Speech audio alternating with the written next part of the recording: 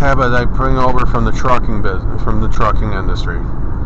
So kind of keep that lane open if you happen to have on-ramps, especially if you're driving in a busier area, because you're really, people getting on, people getting off, they got someplace they can do what they got to do, okay? Especially the person coming in, they got someplace to go. Because one or two things will happen. If either one, they're going to try and overtake you and cut you off. They should be, if they had, they really should, if they don't have enough room or speed, they should be, to do it safely, they should be coming in behind you. But most people are trying to run up alongside you, and then when they cut you off, they're like way too close.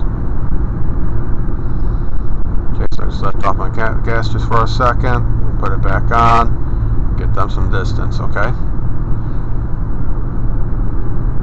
So again, I want that 3 seconds rule because of, with the pavement being clean, dry, for the most part, perfectly fine for 3 seconds. Alright, so they're a little bit more than 3 seconds, but guess what? One of the, with 3 seconds at 55, 60 miles an hour, 65 miles an hour, which is typical for most of your interstate highways, alright? The distance at that time is still appropriate, okay, as a minimum, okay. If you feel more comfortable, sure, give them more time, give them more hippopotamuses. Further away they are from you, the better. But that gap between you and the car compared to 30 miles an hour, okay, it's going to be wider. So I'm scanning this, I got my foot over the brake, I'm ready for this light to turn, okay. Now when you get surface intersections like that, okay, you really need to be paying attention because you're going to have people turning into your street, turning out in front of you, okay?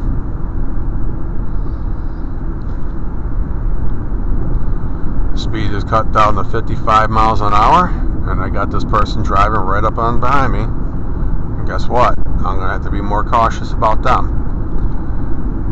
Alright.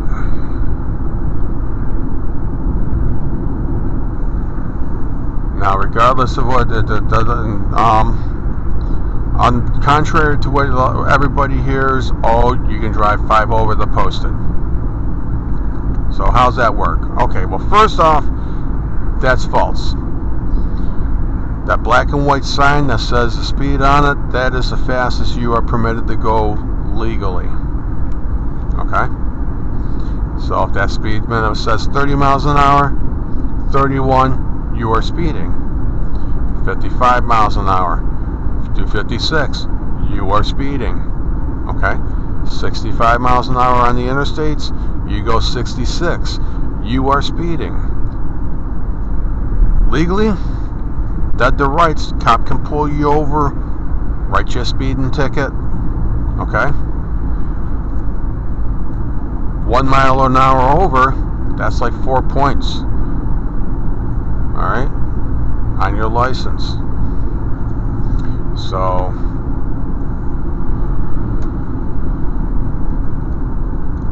typically that 5 over is now, about the 5 over, that is a courtesy.